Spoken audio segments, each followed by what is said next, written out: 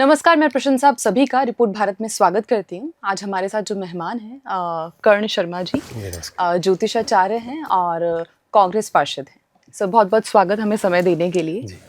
Sir आपसे हम चर्चा करेंगे कुछ पॉलिटिकल मुद्दों पे और कुछ ज्योतिष के ऊपर। तो मेरा सबसे पहला सवाल आपसे यही रहेगा कि आपके पिताजी पंडित पुरुषोत्तम गौड़ जी भाजपा से जुड़े हैं और आप कांग्रेस से।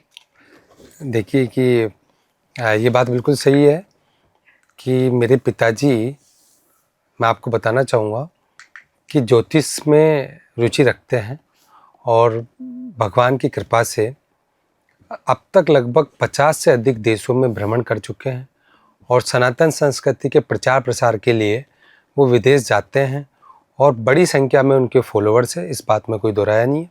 वो राजनीतिक सेवा के लिए मेरा कांग्रेस में आना पारिवारिक पृष्ठभूमि पर आधारित नहीं करता, निर्भर भी नहीं करता।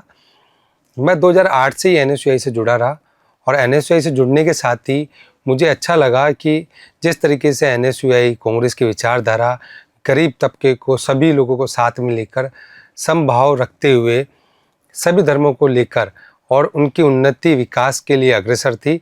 मैं राहुल गांधी जी से प्रभावित होकर, आदरणीय सचिन पायलट साहब से प्रभावित होकर और कांग्रेस पार्टी की विचारधारा से मैं जुड़ा। आप अशोक गहलोत और सचिन पायलट में से किसे बेहतर नेता मानते हैं? देखिए कि संगठन में सभी लोग अपना अपना काम करते हैं, लेकिन मेरे हिसाब से राजस्थान में युवाओं को मौका देने के लिए और आगे आगामी समय में देखा जाए राजनीति का भविष्य है और पायलट साहब इसमें एक बड़े फेस के रूप में देख सकते हैं, क्योंकि पायलट साहब ने कई युवाओं को मौका दिया है, राजनीति को बखूबी समझते हैं। इसके साथ ही आप देखेंगे पायलट साहब की जो कार्यशैली है वो ज़बरदस्त है, सभी लोगों को प्रभावित करती है। ज्योतिष के हिसाब से राहुल गांधी के जो ग्रह हैं वो अभी क्या कह रहे हैं?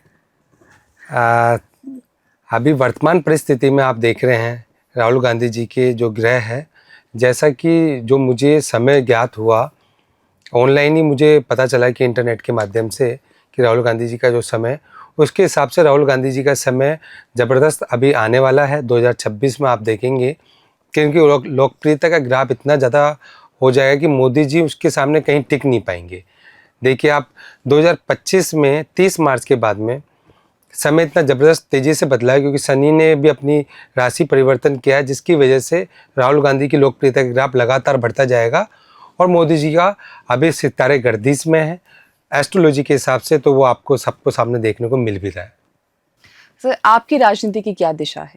आप विधानसभा या लोकसभा या संगठन से जुड़े हैं? देखिए इस सवाल का जवाब मैं नहीं दे सकता, क्योंकि मेरा भविष्य तय करेगी हमारी पार्टी अगर मुझे संगठन में सेवा करने के लिए कहेगी तो मैं संगठन में काम करूंगा, फील्ड पे काम करने के लिए कहेगी तो मैं फील्ड पे काम करूंगा।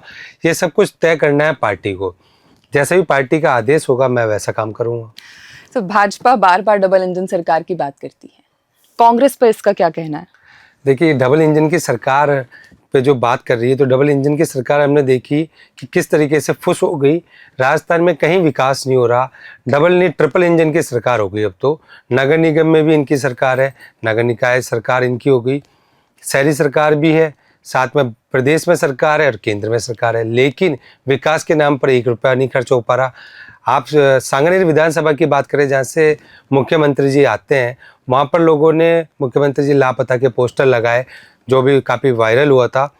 इसके अलावा मुख्यमंत्री जी की विधानसभा क्षेत्रों में ये स्थिति है कि गड्ढे नहीं भरे जा सके। तो आप लगा सकते हैं कि राजस्थान की जनता अपने आप को ठगा हुआ महसूस कर रही है। ट्रिपल इंजन की सरकार, डबल इंजन की सरकार बनाकर वो जानती है, राजस्थान की जनता स्वाभिमानी जनता, महाराणा प्रताप की भूमि रही है, कि किस तरीके से इनकी लगाम को खींचनी है और ठीक करना है। 2028 में जनता इसको ठीक कर देंगी।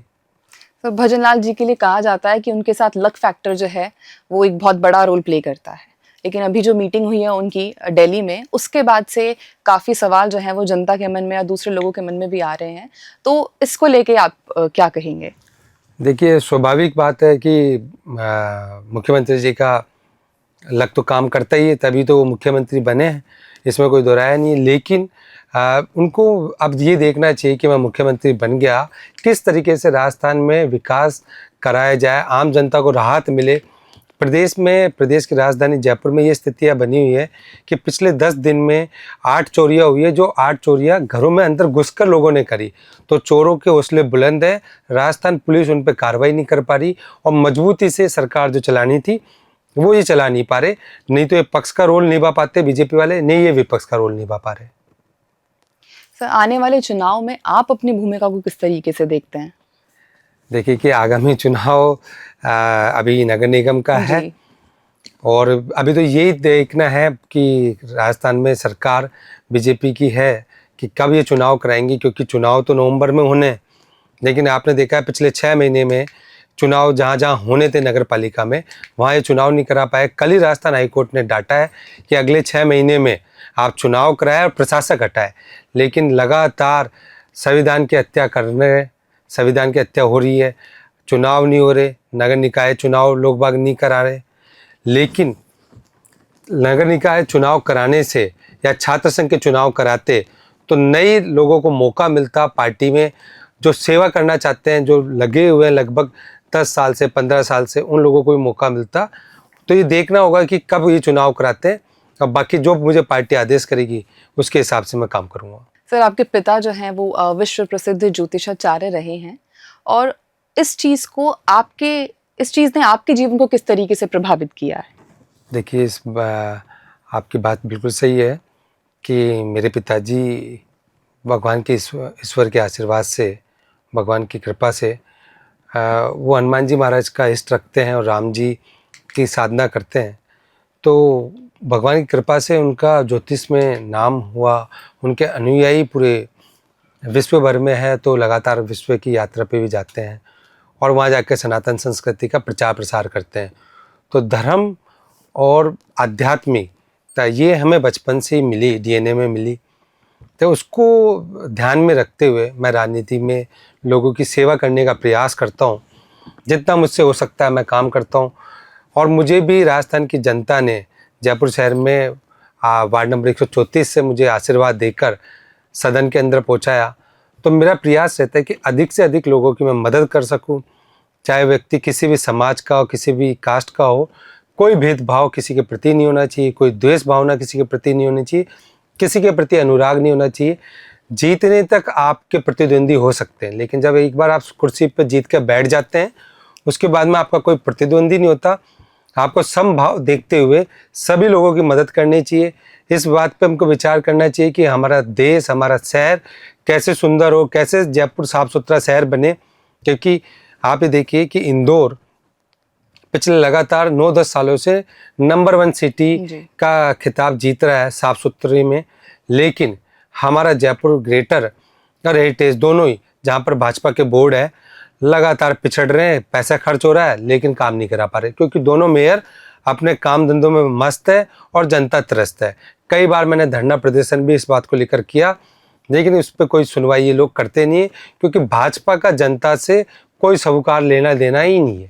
सर, ज्योतिष का जिक्र है और यूथ की अगर मैं बात करें तो यूथ अब जेनजी ज़्यादा हो गए हैं। तो आजकल के जेनजी जो है उनका मानना ये है कि कुछ नहीं होता है, नक्षत्र ग्रह कुंडली मिलानी कुछ नहीं होता। तो इस चीज़ के ऊपर आप क्या उनको कहना चाहेंगे कि क्या बिल्कुल ज्योतिष का हमारे जीवन पे पूरा पूरा असर है या कैसे? देखिए, ज्योतिष का असर तो होता है, इसमें कोई दोहराया नहीं है। गीता में भी भगवान श्री कृष्ण ने कहा है कि कर्म प्रधान है, कर्मण्यवादी कार्यस्तु माँ फलेषु कदाचन है। गीता में जब युद्ध चल रहा था तो भगवान ने अर्जुन को ज्ञान दिया और कहा कि तुम्हें परिणाम की चिंता नहीं करनी है, तुम्हें अर्जुन केवल अभी अपना कर्म करना है। उसी तरीके से रामचरितमानस में भी वर्णन मिलता है, कर्म प्रधान विश्व करे राखा, जो जसु करो तसु फल चाका। तो मेरा मानना है कि जो व्यक्ति जैसा कर्म करेगा भविष्य में उसको उसके आधार पर ही फल मिलेगा। लेकिन ज्योतिष भी अपनी भूमिका रखता है, और ज्योतिष में आप देखेंगे कि आप उस भूमिका के, आप जब अपनी जन्म पत्री किसी से पढ़वाते हैं, दिखवाते हैं, तो वो ज्योतिषी आपको बताता है कि आपको इस फील्ड में काम करना चाहिए। अगर आप उस दिशा में काम करेंगे तो आपको सफलता मिलेगी। आप भगवान की शक्ति है ज्योतिष, क्योंकि ज्योतिष एक कैलकुलेशन है। आप देखेंगे वैदिक ज्योतिष पूरी एक साइंस की तरह काम करती है। सूर्य को आत्मा का कारक ग्रह माना गया है, जिसे हमें परिवार में पिता का दर्जा देते हैं। सूर्य को। माता को मन का ग्रह मानते हैं, तो माता हमारी चंद्रमा है। घर में अगर आप माँ की सेवा करते हैं तो आपका ऑटोमेटिक चंद्रमा अच्छा हो जाएगा। जी। आपके बड़े भाई बहन हैं तो मंगल है, तो आप जैसे बड़े भाई बहनों से या छोटे भाई बहन के साथ में अच्छा व्यवहार रखेंगे तो आपका मंगल अच्छा हो जाएगा। आप शराब नहीं पिएंगे या किसी तरीके का धूम्रपान नहीं करेंगे तो आपका राहु अच्छा होना शुरू हो जाएगा। शनि जनता से जुड़ा हुआ ग्रह है, आप जनता के साथ में अच्छे से रहेंगे, बातचीत करेंगे, मन मुटाव नहीं रखेंगे, उनके प्रति अच्छा भाव रखेंगे, उनके लिए काम करेंगे तो आपका शनि ग्रह अच्छा हो जाएगा।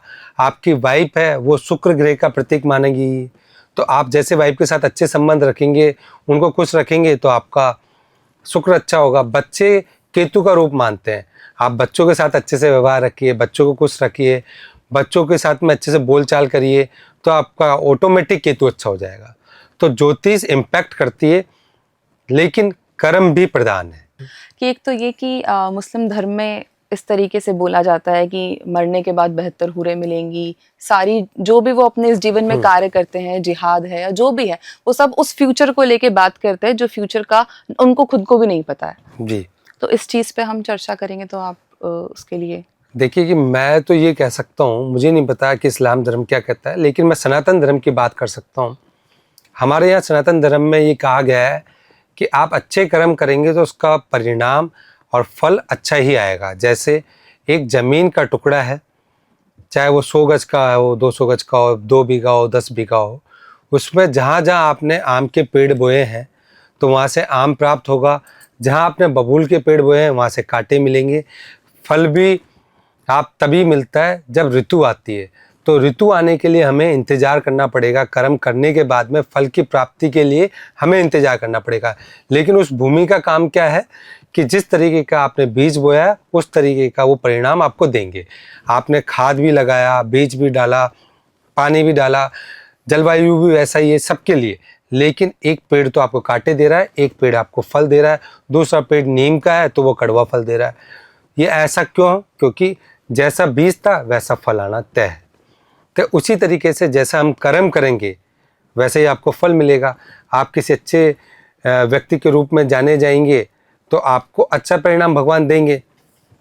होता क्या है कि हम मन में तो पाप रखते हैं और बड़े भाई से द्वेष भावना रखते हैं, छोटे भाई से द्वेष भावना रखते हैं, और हम चाहते हैं कि हमारे साथ में सारी चीज़ें अच्छी हो जाए।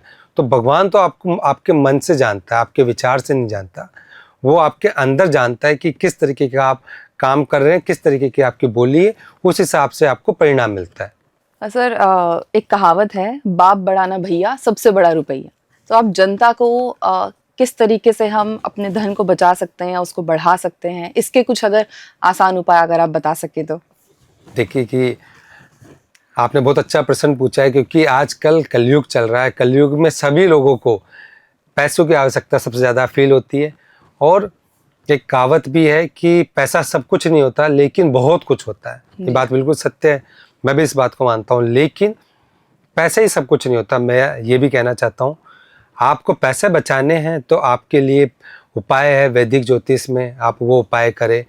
आजकल मैं देख रहा हूँ कि सोशल मीडिया पर, इंस्टाग्राम पे, यूट्यूब पे या फेसबुक पर एक व्यक्ति आते हैं जो बोलते हैं कि आप अपने हाथ पे या एक नंबर लिख लीजिए या ग्रीन पेन से लिख लीजिए और वो ऑटोमेटिक पैसा आपके पास में आना लगेगा, या कॉन्वेक्सला बोल दो। हाँ, बहुत सारे होते तो हैं कि आप कॉन्वेक्सला बोलेंगे तो पैसा आएगा। जी।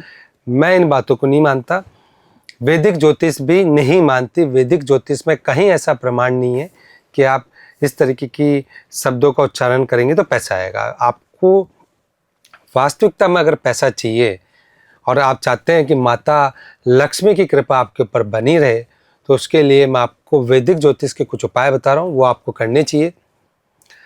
समी पत्र आता है, समी पत्र का पेड़, उस वनस्पति को भगवान का वरदान है। जो भी समी पत्र को धोकर शुद्ध जल से स्नान कराकर शंकर भगवान के मंदिर में जाकर डेली अर्पित करेगा, और ऐसा वो 31 सोमवार कर ले, तो मैं दावे के साथ कह सकता हूँ कि उस व्यक्ति के जीवन में कभी भी लक्ष्मी की कमी नहीं आ सकती। लेकिन कर्म तो आपको तब भी करना पड़ेगा। तो कर्म के बाद में आप ये उपाय करेंगे तो गारंटेड आपके यहाँ पर लक्ष्मी आएगी भी और टिकेगी भी। आप माता लक्ष्मी का मंत्र का जाप कर सकते हैं, आप विष्णु भगवान के मंत्र का जाप कर सकते हैं, विष्णु सहस्त्र नाम के जाप का पाठ करें डेली प्रतिदिन। अगर 101 दिन आप कर लेंगे तो किसी तरीके की कोई भी धन संपत्ति की दिक्कत आपके जीवन में कभी नहीं आएगी। कुबेर भगवान का आप जाप कर सकते हैं, या भगवान विष्णु की ओम वासुदेवाय नमः, ओम नमो भगवते वासुदेवाय नमः, ओम विष्णुवे नमः, कृष्णाय वासुदेवाय, हरिये परमात्मने, प्रणत कलेश नाशाय, गोविंदाय नमो नमः। किसी भी मंत्र का जाप करें। भगवान विष्णु की पूजा अर्चन करने से भी माता लक्ष्मी प्रसन्न होती है और आपके घर में संपत्ति, धन, वैभव, ऐश्वर्य की वृद्धि होती है। क्योंकि धन की 3 गति बताई गई है। किसी व्यक्ति के पास में अगर धन आ भी गया तो 3 गति है, या तो वो व्यक्ति दान कर कर उस धन को पवित्र कर ले और उसका उपभोग करे। सेकंड गति है कि भोग करे, कि आप सांसारिक भौतिक सुख सुविधाओं का आनंद ले सकते हैं। तीसरी गति है धन नाश कर देता है। तो ये तीनों गतियाँ बताई गई है। 8 तरीके की लक्ष्मियाँ होती है। तो वो लक्ष्मी माता चंचल होती है, वो तभी आपके पास में आएगी जब आप अच्छे कर्म करेंगे, साफ सुथरे तरीके से रहेंगे, अपने माता पिता की सेवा करेंगे और कर्म आप करेंगे। तो ये जो आजकल ढकोसलाबाजी चल रही है फेसबुक पे, इंस्टाग्राम पर, मैं उन चीज़ों को नहीं मानता, मैं उन चीज़ों को नकारता हूँ। और मैं आज दावे के साथ आपके चैनल पे ये बता रहा हूँ कि किसी भी व्यक्ति ने मेरे, आप वो यहाँ कमेंट भी कर सकते हैं कि कॉन्वेल एक्सेल बोलकर अगर धन कमाया तो मेरी बात को गलत सिद्ध कर दे, तो मैं ज्योतिष के बारे में जो मेरे विचार है मैं उनको हर तरीके से नकार दूंगा। सर अपने हिंदू धर्म में शादी से पहले कुंडली मिलान की जाती है जी। बट आजकल बच्चे पढ़ने के लिए बाहर भी जाते हैं, शहरों में जाते हैं, विदेशों में जाते हैं, अलग रिलीजन्स हो जाते हैं, रिलीजन भी नहीं तो मतलब मॉडर्न की थिंकिंग आ जाती है पूरी। तो अगर उनको कहीं प्रेम होता है आगे, वो उसी से विवाह करना चाहते हैं और कुंडली मिलान में वो विश्वास नहीं करते हैं। तो इस चीज़ को आप किस तरीके से देखते हैं? कुंडली मिलान कितना ज़रूरी है, और अगर बिना कुंडली मिलान की शादी की जाए तो क्या वो शादी सही नहीं होती या चलेगी नहीं? देखिए कि वो तो हम नहीं कह सकते कि किस स्थिति में उस बच्चे ने शादी की है, लेकिन मैं मानता हूँ कि अगर हमारी सनातन संस्कृति को हम मानते हैं तो कुंडली मिलान करना चाहिए। कुंडली मिलान से ये हमें पता लग जाता है कि बच्चे बच्ची के बीच में कितने गुण मिल रहे हैं, क्या इनका आगे भविष्य रहेगा, ये किस दिशा में काम करेंगे, या इनकी कौन सा दोष है, मंगल दोष तो नहीं है, नाड़ी दोष तो नहीं है। अगर वो दोष होते हैं तो उसका उपाय करके उन दोषों को दूर किया जाता है। जिससे पहले आप देखते थे कि हमारे पूर्वज कुंडली मिलाकर शादी करते थे, तो जब पत्नी बनकर आती थी तो उससे परिवार से उस महिला की लाश ही वापस जाती थी जब तक वो शादियाँ टिकती थी। मेरे कहने का भावार्थ ये है। लेकिन आजकल आप देख रहे हैं कि बच्चे अपनी मर्जी से शादी कर लेते हैं, तो 3 महीने में भी तलाक हो रहे हैं, 6 दिन में भी तलाक हो रहे हैं, साल भर में भी तलाक हो रहे हैं। तो तलाकों की संख्या भी बढ़ गई। अगर आप ज्योतिष को नहीं मानते तो मत मानिए, कोई बात नहीं, लेकिन आपको उसके प्रभाव तुरंत देखने को भी मिल रहे हैं। तो मेरा मानना है कि ज्योतिष के हिसाब से हमारा देश एक ऐसा देश रहा है जिसने हमारी संस्कृति को माना है। हमारी संस्कृति रही है, हमारी परंपरा रही है कि हम भगवान को माने, ईश्वर को साक्षी मानकर, अग्नि को साक्षी मानकर जो फेरे लिए जाते हैं परिवारजनों के साथ में, तो वो शादी लंबे समय तक टिकती है। सर आपने अभी जो कहा है उसी में से ही मैं आपसे सवाल पूछना चाहूँगी कि जैसे आपने बोला कि 2-3 महीने में अगर कुंडली मिलान के बिना वो शादी करते हैं, अपने बिना ग्रहों के मैच के अगर वो शादी करते हैं तो शादी टूट जाती है। तो क्या सिर्फ जो चीज़ें कुंडली में लिखी हुई हैं किसी भी इंसान की, उसी के हिसाब से उसका पूरा जीवन चलता है, या किसी का बेसिक नेचर भी रिश्तों को बचाने में या तोड़ने में रिस्पॉन्सिबल होता है?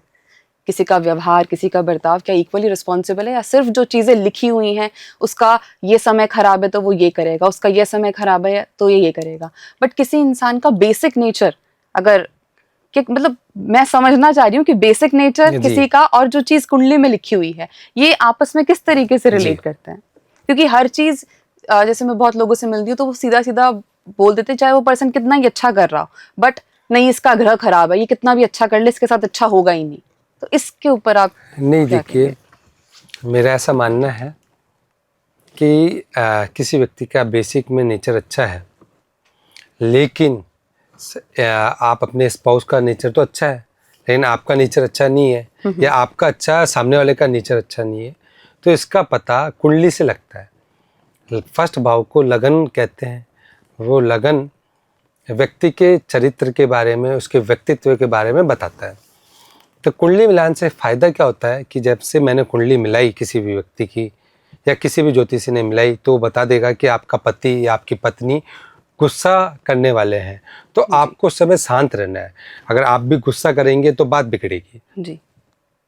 तो क्या होता है कि दोनों में से जो भी समझदार होगा, तो उस स्थिति में जब एक व्यक्ति गुस्सा कर रहा है तो दूसरा वाला शांत होकर अगर उस बात को टाल देगा तो ऑटोमेटिक रिश्ता बच जाएगा। लेकिन आप सामने से जवाब दे रहे हैं, वो उधर से जवाब दे रहे हैं, तो दोनों में खींचतान हो जाएगी। ईगो उनका सामने आ जाएगा, क्लैश हो जाएगा, और वो एक दूसरे की बातों को, एक दूसरे को नीचे दिखाने का प्रयास करेंगे। उस स्थिति में क्या होगा कि जो उनका संबंध था, प्रेम था, वो विच्छेद हो जाएगा। इसलिए कुंडली मिलाना ज़रूरी भी होता है। लेकिन अगर आपका नेचर अच्छा है और आप कर्म पे विश्वास करते हैं तो भगवान का आशीर्वाद आपको मिलता है। और भगवान ने वैसे भी रामचरितमानस में कहा है, भगवान श्री राम जी ने, कि निर्मल जन मन सो मोहि पावा, मोहि छल छिद्र कपट ना भावा। जिस व्यक्ति का मन निर्मल है, जिसने साफ मन से काम किया है, उसके हृदय में मैं निवास करता हूँ, तो उसका काम कभी बिगड़ नहीं सकता। जी सर, शनि के साढ़े साथी से हर कोई डरता है, तो शनि को सही करने के क्या उपाय आप बताएंगे? देखिए, मैं पर्सनली है ना शनि ग्रह को बहुत अच्छा ग्रह मानता हूँ, और वैदिक ज्योतिष में भी ऐसा विवरण मिलता है कि शनि ग्रह आपको अनुशासित बनाते हैं। अगर शनि ग्रह आपके अच्छे हैं तो आपको धन संपत्ति, वैभव, ऐश्वर्य सब कुछ मिलेगा। आपका पब्लिक से रिलेशन अच्छा होना चाहिए तो शनि ऑटोमेटिक अच्छे हो जाएंगे। आपके अपने छोटे भाई से रिलेशन अच्छे हैं, पिता के साथ रिलेशन अच्छे हैं, तब भी शनि अच्छा हो जाता है। लेकिन हम आलस करते हैं, या झूठ बोलते हैं, या धूम्रपान करते हैं, या किसी तरीके से मदिरे का सेवन करते हैं, तो ऑटोमेटिक आपका शनि बेकार हो जाएगा। शनि के दो ग्रह हैं, राहु और केतु। शनि खुद कुछ काम नहीं करते, राहु और केतु जो उनके ग्रह है, वो उनके दूत है, वो ही काम करते हैं। शनि ग्रह को आपको अच्छा करना है तो सबसे अच्छा उपाय है कि आप अपने मंगल को मजबूत करें। मंगल को मजबूत करने के लिए आप हनुमान जी महाराज की पूजा कर सकते हैं, मंगलवार को उपवास कर सकते हैं। वैदिक ज्योतिष में इसके प्रमाण भी मिलते हैं। या फिर आप गुरु को अच्छा कर ले, तो गुरु को ऑटोमेटिक अच्छा करने से शनि ग्रह अच्छा हो जाता है। या सूर्य को बलवान कर ले, तब भी शनि ग्रह अच्छा हो जाता है। और इनको अच्छा करने के लिए सिर्फ आपको इनके बीज मंत्रों का जाप करना है, बाकी किसी भी तरीके का कोई जादू टोना आपको नहीं करना। मैं वैदिक मंत्रों पर ज़्यादा फोकस करता हूँ, बीज मंत्रों पर ज़्यादा फोकस करता हूँ कि आप उनके जाप करें तो अच्छा हो सकता है। या किसी पंडित को बुलाकर आप करवा सकते हैं अपने घर पर, या फिर कोई उसकी छोटी मोटी रेमेडी आप कर सकते हैं। जैसे आप शनि को गुरुवार के दिन या शनिवार के दिन पीला सरसों का तेल जाकर अर्पित करेंगे तो गुरु की कृपा से ऑटोमेटिक शनि आपका अच्छा हो जाएगा। क्यों? क्योंकि पीला जो कलर होता है वो गुरु का कारक होता है, और सरसों का तेल वो भी पीला होता है, और जब निकलने के बाद में होता है तो उसका रंग भी पीला हो जाता है।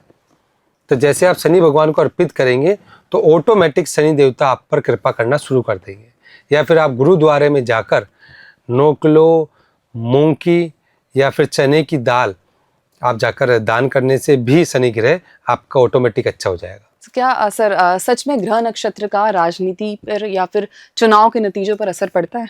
बिल्कुल 100% पड़ता है, क्योंकि आप देखते हैं कि किसी व्यक्ति के जीवन में बहुत कुछ मेहनत करने के बाद में राजनीति में सफलता नहीं मिल पाती, और कोई व्यक्ति भाग्य के प्रभाव से तुरंत ही उच्च पद पर प्राप्त हो जाता है। तो ये सारे ग्रह करवाते हैं। भगवान राम जी का अगले दिन राज्याभिषेक होना था, लेकिन उनके ग्रहों ने चाल बदली, और अर्धरात्रि के बाद में जैसे ही ग्रहों की चाल बदली तो अगले दिन उनको वनवास जाना पड़ा। और जब ग्रह अच्छे हुए तो भगवान राम जी वापस आए, और वापस आने के बाद में उनको राजगद्दी प्राप्त हुई। उसी तरीके से जिस व्यक्ति के जीवन में ग्रह अच्छे होते हैं तो उसको राजगद्दी मिलती है, सत्ता का सुख मिलता है, या सत्ता से कहीं ना कहीं लाभ मिलता है। जो व्यक्ति अगर राजनीति में जाना चाहते हैं तो उन लोगों को कम से कम अपने 3-4 ग्रह हैं उन पे फोकस करना चाहिए, चाहे वो सूर्य देवता हो, शनि जो जनता से जुड़ा हुआ है, राहु जो कलयुग में भगवान का एक दर्जा मिला हुआ है, हालांकि वो राक्षस ग्रह है लेकिन आप उनको भगवान की तरह मान सकते हैं। और साथ में आपका अगर गुरु की दशा चल रही है, बहुत सारी चीज़ें देखनी पड़ती है, लेकिन ये प्रमुख रूप से 4 ग्रह है, चंद्रमा, सूर्य, राहु और आपका गुरु। तो ये अगर है ठीक तो आपको सत्ता का सुख मिलेगा। सर, क्या आप मानते हैं कि राजनेता जो हैं वो ज्योतिष से सलाह करके ही अपने आगे के फैसले लेते हैं? देखिए, बिल्कुल आपका क्योंकि सवाल आप वाजिब ज्योतिष भी है। हैं और आप पार्षद भी हैं, तो जी, मैं आपको आपका सवाल बहुत अच्छा है और मैं आपको बताना चाहता हूँ कि जितने भी बड़े राजनेता हैं वो अपने जीवन में अपने गुरु को रखते हैं और उनसे बातचीत कर कर ही निर्णय लेते हैं, क्योंकि बिना ज्योतिष से सलाह के मैंने आपको बताना चाहूँगा कि बड़े से बड़े मेरे पिताजी के पास भी कई लोग हैं राजनेता जो सलाह लेते हैं, बिजनेसमैन है वो भी सलाह लेते हैं, बॉलीवुड्स के एक्टर है वो भी आते हैं, वो भी सलाह लेते हैं कि क्या गुरुजी हमें ये काम करना चाहिए या ये काम करें तो कब करना चाहिए, किस व्यक्ति के साथ हमारी पार्टनरशिप अच्छी रहेगी, या ये व्यक्ति हमें सूट करता है या नहीं करता, या किस पार्टी में हमको सेवा करनी चाहिए। तो ये सारी चीज़ें अपना महत्व रखती है। जैसे मैं आपको एक एग्जाम्पल के साथ समझाना चाहूँगा कि आपके परिवार में आपके 4 भाई हैं, भाई तो चारों है लेकिन उसमें से एक भाई ऐसा होता है या 2 भाई ऐसे होते हैं जो हमें सबसे ज़्यादा सपोर्ट करते हैं, किसी भी परिस्थिति में हम फंसे हो लेकिन वो हमको सपोर्ट करते हैं जी। जबकि भाई तो चारों हैं, सबको बराबर सपोर्ट करना चाहिए, लेकिन ऐसा नहीं होता। एक भाई का विशेष आपके प्रति लगाव रहता है, आपको सपोर्ट करते हैं। ऐसे ही आपको ज्योतिष में कौन सी पार्टी सूट कर रही है, कौन सी नहीं सूट कर रही, इसका आकलन करते हैं। तो एक ये फैसला ज्योतिष के हिसाब से लिया जाता है कि आप भाजपा में जाएंगे या आपको कांग्रेस में रहना चाहिए? ये देखिए, ये व्यक्ति के ऊपर भी निर्भर करता है कि उसकी विचारधारा किस पार्टी से मिल रही है। ज्योतिष ये तो अपना कैलकुलेशन है, वो आपको बताएंगे कि आपको कौन सी पार्टी सूट करती है, लेकिन आप किस पार्टी में जाना चाहते हैं ये आपके ऊपर भी निर्भर करता है। लेकिन वर्तमान परिस्थितियों में मैं आपको बताऊं कि आपने देखा होगा कि राहुल गांधी जी की लोकप्रियता का ग्राफ लगातार बढ़ता हुआ जा रहा है, वहीं दूसरे नेता का ग्राफ लगातार गिरते हुए जा रहा है। और ये होगा, 100% होगा। राहुल गांधी जी का 2026 का समय ज्योतिष के हिसाब से ऐसा आ रहा है कि सारे लोग उनकी ओर आकर्षित होते चले जाएंगे। सचिन पायलट साहब दिन प्रतिदिन लगातार मजबूत होते जाएंगे। तो भारत के भविष्य को लेकर आपके ग्रहों की दिशा क्या संकेत देती है? देखिए, बहुत ही अच्छा आपने सवाल पूछा। भारत का भविष्य बहुत ही उज्जवल रहने वाला है। भारत अपने आप में एक शक्तिशाली राष्ट्र के रूप में उभर कर सामने आएगा और वापस से कांग्रेस पार्टी सत्तारूढ़ होगी और कांग्रेस के राज में भारत बहुत आगे तेजी से बढ़ेगा और युवा एक नेतृत्व कांग्रेस पार्टी में उभर कर सामने आएगा, जिसके नेतृत्व में सरकार भी बनने की संभावनाएं नजर आती है। लेकिन उसके लिए कैलकुलेशंस करना, वर्तमान समय परिस्थिति को सबको ध्यान में रखकर वो कैलकुलेशन की जाती है। मैं आपको इसी के साथ बताना चाहूँगा कि 2029 में आप देखेंगे कि विपक्ष में जो बैठे हुए हैं आज कांग्रेस पार्टी, ये सत्ता की ओर बढ़ते हुए आपको नजर आएंगे। सर, क्या 2029 तक भारत विश्व गुरु बनने की राह पर है? मैं 2029 का तो नहीं कह सकता, लेकिन भारत की लगातार लोहा पूरे वर्ल्ड को मानना पड़ेगा और भारत आध्यात्मिकता की तरफ ज़्यादा जाएगा। और जैसे जैसे भारत अपनी परंपरा, अपनी संस्कृति को फॉलो करेगा, हमारे देश के लोग, तो आप देखना कि भारत ऑटोमेटिक मजबूत स्थितियों में बनता हुआ नजर आएगा। आज भी हम मजबूत हैं और आगे भी और मजबूत होते हुए नजर आ रहे हैं। सर, लोग कहते हैं कि राजनीति भाग्य और मेहनत का मेल है। आपके हिसाब से इसमें ग्रहों की क्या भूमिका है? बिल्कुल सही बात है कि भाग्य का भी होना जरूरी है और कर्म का होना भी जरूरी है।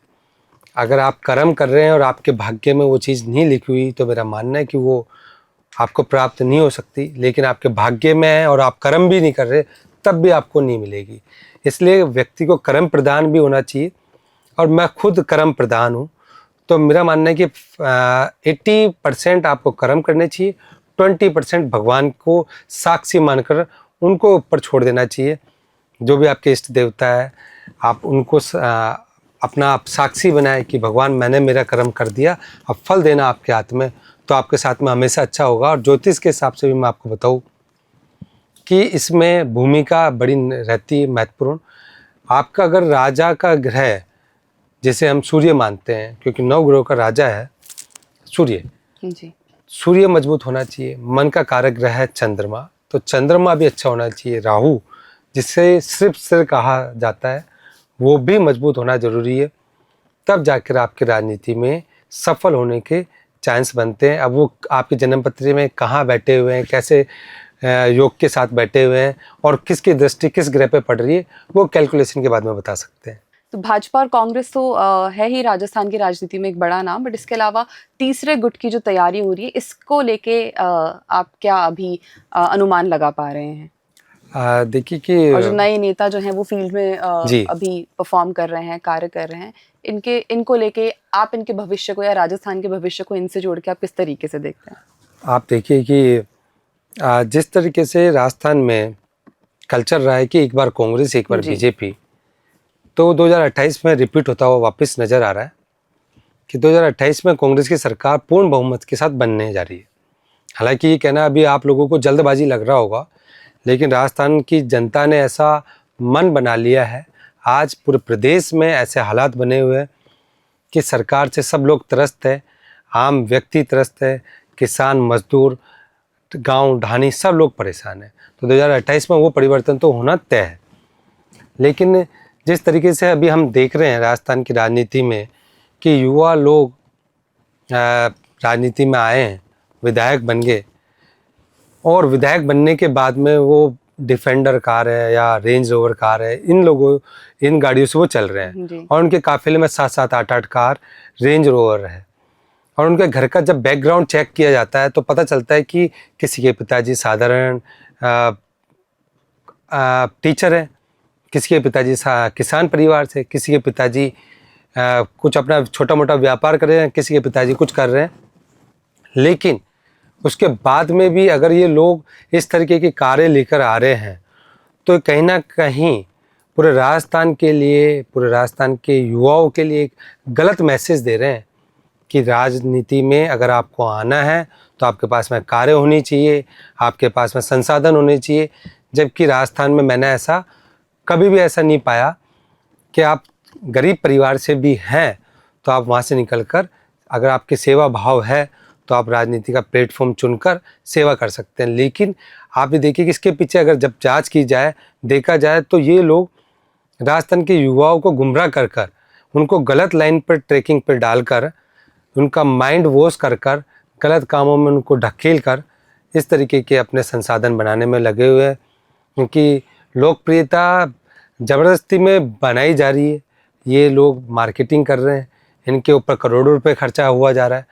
और इसी तरीके को लेकर जब राजस्थान में छात्र संघ के चुनाव की बात थी तो गहलोत साहब ने भी एक बात कही थी कि लोग बाग आते हैं यहाँ पढ़ाई करने, लेकिन अपने बच्चों को इस तरीके के माहौल में भेजना नहीं चाहते, क्योंकि 30-30 लाख रुपए पर मंथ ये खर्च कर रहे हैं, 3 करोड़ रुपए खर्च कर रहे हैं, 2 करोड़ रुपए खर्च कर रहे हैं छात्र संघ का चुनाव जीतने के लिए।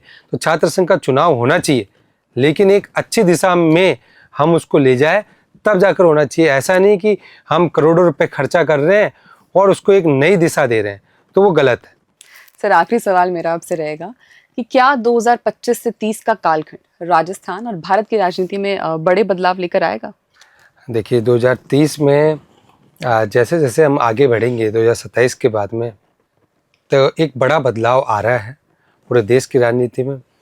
राजस्थान की राजनीति में तो आना तय है कि आप देखेंगे 27 के बाद में राजस्थान की राजनीति में वर्तमान परिस्थितियाँ सरकार के खिलाफ हो जाएगी और भारत का भविष्य 2029 के बाद में अचानक बदलेगा और नया सत्तारूढ़ कोई ना कोई व्यक्ति बनेगा। लेकिन इसी के साथ में मैं आपको बताना चाहूँगा, आप देखिए कि 2025 इसका टोटल करते हैं तो 9 नंबर आता है, 9 मंगल का अंक है। इस साल आपने देखा कि वायु दुर्घटना हुई है, लेकिन अभी हमें सावधानी रखने की ज़रूरत है। सितंबर का महीना कहीं ना कहीं एक बड़ी आगजनी या वायु दुर्घटना वापस से कहीं देश में होने की संभावनाएं व्यक्त करता है। तो हमें उसमें एक सावधानी बरतने की विशेष आवश्यकता है। साथ ही आप देखिए कि कहीं ना कहीं बड़ी भूकंप या फिर त्रासदी होने की भी संभावनाएं बनती हुई नज़र आ रही है, तो उसमें भी हमें सावधानी बरतने की ज़रूरत है। 2030 में जैसा आपका सवाल है कि 2030 में बड़ा बदलाव होगा या नहीं होगा, तो मैं गारंटेड आपको बता रहा हूँ कि 2030 में 29 की जो राजनीति होगी वो 2029 में अगर आप टोटल करते हैं तो 13 अंक आएगा। 13 का टोटल वापस करेंगे तो 4 राहु का अंक है, तो बड़ा बदलाव अचानक आएगा, तय है बात। सो बहुत बहुत धन्यवाद आपका रिपोर्ट भारत को समय देने के लिए। आशा करते हैं आपसे जल्दी मुलाकात हो। जी बहुत बहुत धन्यवाद।